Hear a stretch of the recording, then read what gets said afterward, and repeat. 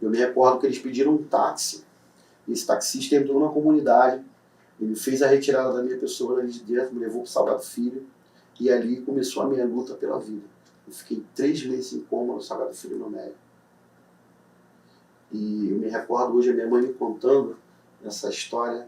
Ela dizia para mim: filho, toda vez que eu chegava no hospital, o médico falava para mim: senhora, a senhora tem muita fé, porque só Deus dá vida do seu filho. A gente precisa desligar os aparelhos, porque outras pessoas precisam deles. E a minha mãe dizia para ele: eu perco meu filho para Deus, mas eu não perco meu filho para o mundo. E isso é muito interessante, porque no momento em que você está ali desfalecendo da sua vida, e que você está lutando entre a vida e a morte, provavelmente dito, ainda tem alguém que, mesmo que não professe a fé cristã, crê em Deus. E foi essa a luta da minha mãe. Minha mãe não era cristã. Minha mãe se tornou cristã através de quando eu me tornei cristão. Então, naquele momento, eu entendo que a força da minha mãe foi a força que eu precisava ter, obter, para que eu saísse daquela situação. Imagina você, depois de 3 meses, eu acordar com um buraco enorme na minha barriga e sem mesmo entender o que tinha acontecido. Porque em 3 meses, para mim, como se fosse 3 anos. E foi algo muito difícil. Mas eu sou muito sincero a te dizer que eu continuei no tráfico de drogas.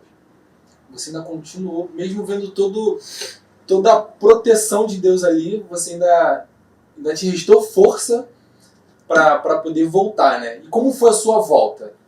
Para explicar para os seus amigos: caraca, quem me salvou? Mesmo você sabendo que você estava num local de rejeição, porque como você falou, no momento que você mais precisou dos seus amigos, você escutou eles falando: não, tira ele daqui, porque ele não pertence a esse local, ele vai trazer problema pra gente, ele vai chamar a atenção dos policiais, leva ele embora. Como foi a sua cabeça para voltar para aquele ciclo de amizade ali? Então, Jade, a gente no tráfico de drogas, a gente tem uma visão muito diferenciada do que o ser humano de boa, né, que eu posso colocar. A gente é muito... Quem vive o tráfico de drogas é muito visto como uma pessoa negativa, uma pessoa ruim. Né? Eu entendo que a gente somos seres humanos, independente da escolha que a gente fizemos. E que nenhum pai, nenhuma mãe quer perder um filho por tráfico de drogas. Nenhum pai, nenhuma mãe quer perder o filho de uma forma brutal. Então a gente tinha uma complexidade independente da gente achar que era certo ou errado. A gente achava que naquele momento ali era o local que eu tinha que estar, era o abrigo que eu tinha que estar, as pessoas que eu gostava, as pessoas que estavam comigo, mesmo entendendo que no momento que eu mais precisei, muitos viraram as pastas para mim. E ali eu volto para aquele local, até porque a pessoa que trabalhava comigo, que na realidade provavelmente era meu patrão, me tratava muito bem. E aí foi uma volta muito, muito engraçada, porque eu volto de manhã e à noite sou preso. Sério? Eu cheguei no tráfico, eu cheguei no determinado no local da Boca de Fumo, e aí veio todo mundo falar comigo, a galera, me viu, estava operado. E aí a gente começamos a conversar e fomos sentar num determinado local, próximo ali a Boca de Fumo, sendo que sentamos bem distante mesmo. E aí começamos a conversar, algum pessoal bebendo, outros, né, usando a droga deles. Você e seu patrão? Isso, eu e ele trocando uma ideia, dizendo como que foi. Né? Na época eu sofri uma sessão de tortura muito grande para dar, né, as pessoas que ficavam ao meu lado, mesmo baleado, eu sofri uma sessão de tortura muito grande. Isso a minha mãe, a minha própria ex-esposa na época, elas me relatam isso, né, que ela me viu meu corpo queimado de cigarro. Eu estava de uma forma muito desfigurada na época. Né? Até um tempo atrás eu tinha fotos disso, eu tinha comprovações disso, e se perderam porque foram coisas que me trazem muita mágoa, muita angústia. Então eu preferi que elas se perdessem. Né? Hoje eu tenho algumas coisas que comprovam a minha vida no tráfico de drogas, que eu tiro como a mesmo testemunho, né? Até você mesmo me conheceu através dessas fotos também. Mas naquele momento que a gente estava conversando, começa uma outra inserção na minha vida, mesmo operado.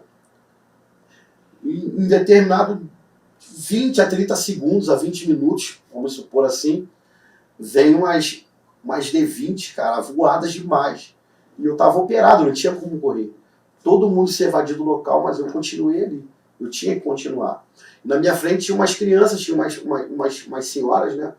E aí eu fiquei ali, eu falei, vou ficar aqui na minha, tô tranquilo, né? Tô baleado. E aí o policial veio, me abordou, me revistou, não tinha nada. E aí ele perguntou pra mim assim, o que é isso, rapaz? Eu falei, pô, tô operado, caí da laje. Né? Contei a minha história ali na época, na hora pra ele. E falei, rapaz, eu fui operado há poucos dias. Ele falou, mas o que foi isso aí? Eu falei, cara, eu caí na obra, trabalhando com meu pai, eu caí em cima do vergalhão e me perfurou, né, meu PAF.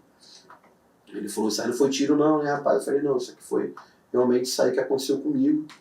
E eu me recordo que esse policial que era na época o responsável daquela equipe que estava fazendo a incursão na comunidade, ele me tratou muito tranquilamente. Sendo que, camarada, infelizmente, sempre tem aquele que é movido à ruindade. O cara chegou para mim e falou para mim, cara, eu sei quem você é. Eu te conheço, cara. Tu acha que você ia passar batido? Eu falei assim, não, o senhor tá falando o quê? Eu não estou entendendo o que o senhor está falando para mim. Ele falou, rapaz, você é o ATL lá do Araraca. Tu acha que a gente não te pegamos há pouco tempo? Foi você que tomou um tiro lá e tal. Eu falei pra ele assim, que isso, não sou eu não e tal. E comecei a conversar com ele. Mas você era o ATL? Eu era o ATL. E aí, naquela idas e vindas de conversa, alguns rapazes foram recolhidos, conseguiram pegar esses rapazes. E aí fizeram o quê? Fizeram uma abertura, colocaram cada um num ponto estratégico. E ali começou a sessão de perguntas para confrontar a uns e os outros. E aí ele falou para mim assim, ó, já não adianta você querer argumentar, a casa caiu, a gente sabe quem você é, e a gente só quer as drogas e a arma que está contigo aí. Eu falei, mas como que eu tenho arma e droga se eu estou operado, sentado e nem evadido do local?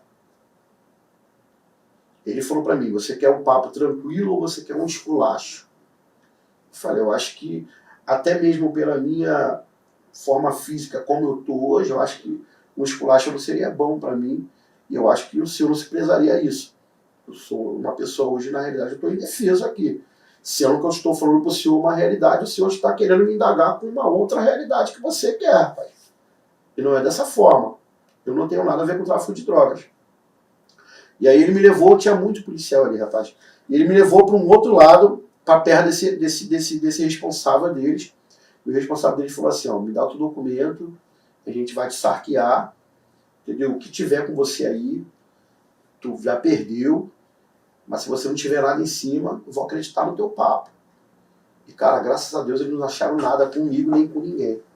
E naquela hora ali, ele me deu voz de prisão porque eu tinha uma cadeia em aberta.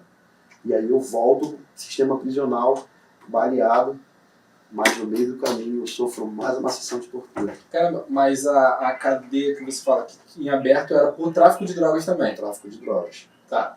Eu tirei uma cadeia por tráfico de drogas, eu tirei 2 cadeias por tráfico de drogas e tirei mais 2 cadeias pelo 157. Uma mão armada e a outra caput, né, que é sem arma. E ali eu volto para o sistema prisional, eu volto para o complexo de Ericinó e fico ali por mais 4 anos retido da minha liberdade.